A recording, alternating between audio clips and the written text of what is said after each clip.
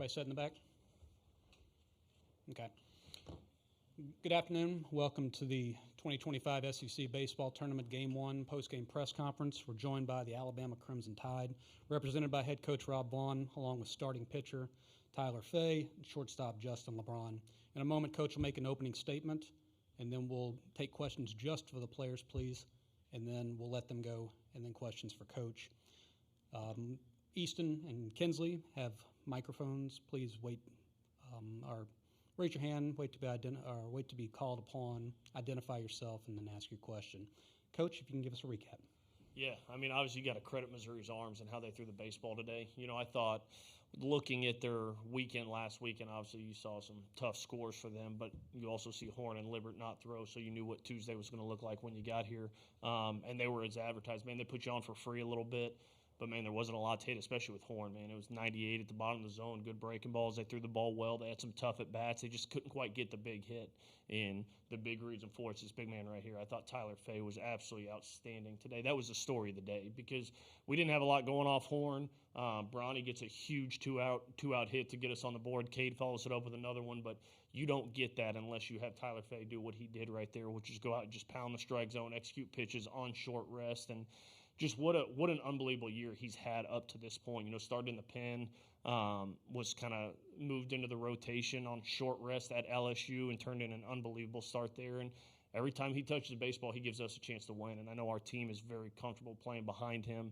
Man, he just keeps getting better. He's a competitor. He's tough. He's all those things that you look for out of a starting pitcher. So I'm really proud of how he executed today, proud of how we kind of grinded that game out. And, man, this is a game of attrition. You're fighting to get to the next day, and we got Tennessee tomorrow morning, so we'll get rested up and get ready to go for a good one tomorrow. All right, if there are questions for the players, please raise your hand. We'll start here on the left. And if you direct your question to an individual player, please. Matt Tallerini from You should be good. Matt Tallerini from World Baseball Network. Tyler, what was working for you today on the mound, and how Brady executed also offensively with that home run in the 8th inning? Yeah, I mean, everything was feeling pretty good. I went out in the first inning, and I kind of just felt like I didn't really have to think about where the ball was going. It was just really fluid, and slider was working. Infield behind me was working hard. They were making a lot of good plays. So, yeah, everything was just feeling good today. All right, right behind him on the left. Tyler, ever since being a starter, you've been efficient with the pitch counts, but over the last couple of weeks have kind of hit a wall in those 5th innings. That didn't happen today. What was different, and just how were you feeling as this was the longest outing of your career up to this point? Yeah, I mean, the 5th inning's been pretty brutal for me all year. So, yeah, this summer I just threw 5 innings every start. Like, I haven't really gone more than that. So I think just having that confidence today and going out there in a tight game, had a lot of energy, a lot of juice. So I think that's really the biggest thing. We'll stay on the left, third row. You're good. Simon Besnell, 100.9. Tyler, just start like this to begin the postseason. How does that build confidence for you and the rest of the team going deeper into the postseason? Yeah, absolutely. I think just attacking the zone and showing the rest of our staff kind of like a game plan for how we need to do this. I think saving the bullpen is an awesome thing, especially at this tournament. I mean, lose one and you go home. So keeping guys fresh is a big thing, and I think I did a pretty good job with that today. All the way in the back on the right, next row. Hey, Justin, just kind of, can you just do that at bat when you got the two-out hit that kind of started, I guess tied the game, and then obviously right after you guys took the lead? I mean, yeah, he made some pretty good pitches. I knew I had to fight, and kind of all year I've been put in that position to come up with a clutch hit, and recently I've been struggling a little bit. And so my biggest thing going forward is aim small and push it to the next guy. So my whole goal was just to get it to Cade Snell, our best hitter in the lineup at this point, and so it kind of worked out well for us. Any more questions for the players? If not, Tyler, Justin, congratulations on the win. See you again tomorrow. Thank you very much. Make sure I ride home. We'll see And don't leave Coach. All right, if there are questions for Coach, please raise your hand. Start here on the front row on the right. Theodore Fernandez, Bama Central. Coach, they stranded 12 runners, 9 of them over the last 4 innings. Just what can you say about, your team's pitching in those big moments? Yeah, man, they just executed in big spots. I thought that was really the difference in the game. Neither team just wore it out offensively.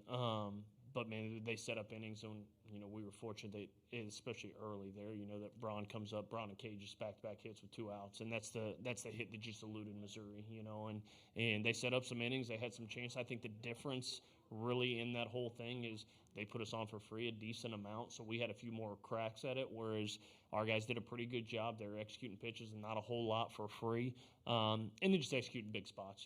Just it's old guys, it's guys that have been there. Matt Heiberger, Braylon Myers, Carson Osmer, and then T-Fay was just outstanding, man. Love that kid and love how hard he's worked to get to this moment. That's what's really cool about it. So, just great job executing when it mattered, and we were fortunate to get 2 more big swings than they were, and that was really the difference. Right in the center, on the left. Skip, how did it feel like, to see Brady Neal hit that home run in the 8th inning? And also, Tyler made one mistake to Mateo earlier. How do you just feel about your composure that Brady can help the pitching staff down the line, and what lies ahead against Tennessee tomorrow against the national champs? Yeah, Brady's just been in big spots before. He's caught at this place a fair amount. He's played in Omaha. He's played in big spots. Like, the moment just doesn't get too big for him. And I think, Brady had a tough start to the year. He'd be the first one to tell you offensively, just a really rough start. And frankly, kind of, Plattner started catching a little bit more. And when Platt went down with a fractured hand, it kind of forced Brady back in there. And it's like he's had a new lease on life since then. And he's played freer. I think he's just played a freer brand of baseball, and it's allowed him to get some big hits in some big spots. So that was a huge swing for us. You're up 3-1. You push that one through was big. But that extra one just felt huge in that spot right there. And then you look at kind of how the top of the ninth shook out. That other one ended up big. So Brady impacts the game on both sides of the baseball. He's as good of a catch and throw guy as I've ever coached. He's come a long way with his defense behind the plate, and has turned into just an elite defensive catcher. So I think how he can impact the game on both sides of the baseball is just experience. He's been there, and he's a special kid. I love that kid. Center of the room, 3rd row. Kim Rankin, Bama Central. Coach, I know you talked about it a little bit in your opening statement about Tyler Fay and his transition from the bullpen to the starting rotation kind of at the midway point through the season, but I wanted to ask a little more detail about what you've seen from his development, growth, and mindset through that process, from starting off shaky to, coming out and being able to do what he did today. Yeah, guys hear me say this all the time. Sometimes you just got to overcome the coaching. I've told them that 1,000 times, and I think a big part is getting Tyler Fay in the right role, his stuff just plays better there. We've tried him in the bullpen for a year and a half or a year and a quarter. We really tried him in the pen, and wasn't that he was bad, but he's a guy's going to get balls put in play. I mean, it's a sinker. It's contact. It's weak contact. And when you're doing that with the bases loaded or bringing him into a jam, it's just a little different. He executes and gets a sinker, but it squeaks through the infield. All of a sudden, the mental game that this sport is thinks, man, I stink. I failed. I didn't do my job. When in reality, you did. It didn't work, But in a starting role, you just have a little bit more room for error there, and you have a little bit more, we want the ball put in play. I think that's what he said, it saves the bullpen. And just been really proud of how he's operated through this thing, because I'm sure he wanted to start at the beginning of the year, and we kind of went a different route, and he's never complained. He's never felt bad for himself. He's just continued to show up in whatever role we've asked him to fill, and done the best he can. And I feel like we finally got him in a role that is going to allow him to continue having success. And man, with him, Quick, and Zane, it gives you 3 guys that you feel really good about, giving you good starts and giving your team a chance to win, which is what it's all about. All right, in the back right. Coach, just what is the pitching plan for tomorrow, and just what do you want to see out of them, especially knowing there's 3 more days of the tournament after that? Yeah, I mean, we're going to go talk about it. We've talked about a lot of different scenarios, so we'll go talk about it. We don't know exactly who we're going to go with to start. I know Riley Quick is knocking on our door trying to get into that starting role tomorrow, and so we'll try to make the smartest decision we can. We got a really good Tennessee team here that is comfortable playing in the postseason, that's done that. I mean, we know how dangerous that lineup can be, so at this time of year, it's all hands on deck, and that was part of it. We were able to get Braylon Myers out of the game, before 30 pitches to kind of hopefully roll him back soon. He's been so good out of there for us. So it'll be all hands on deck tomorrow. We'll go take a shower, go eat some lunch, and we'll sit down and talk about kind of what we think the best matchup for the Vols is tomorrow. All right, we've got time for 1 or 2 more right here on the 3rd row on the left. Will Miller, Bama Central. Coach, we talked about it yesterday before you guys came down here. When Tyler does something like he did today, it really opens up what you're able to do on the mound. Just what's your reaction to that, and just how much more flexibility that the stable has now. Yeah, I mean, I remember when we were talking about who we wanted to start today, and Tife didn't throw a whole lot of pitches down at Florida. He was kind of like today, was really efficient. We got him out kind of early, so he didn't throw a ton of pitches down there. So, and Mo was joking, he said, "Man, last time we threw him on short rest, he was pretty darn good," which was at LSU. So, so I think we didn't know quite what we were going to have today. We were hoping, man, he can help us get out of the gate. That's what we really wanted. I think the starting pitcher just sets the tone for the day, and if you get balls, if you get guys getting lit up all over the place, you can kind of set the tone for a messy game, especially a 9:30 game. And so we knew Tife would give us a good start. We were hoping he could come out and give us 3 or 4 clean. And then you look up after 6 clean, 1 run, like couldn't ask for more out of him. So it gives you a chance. Like you have to empty the bullpen today.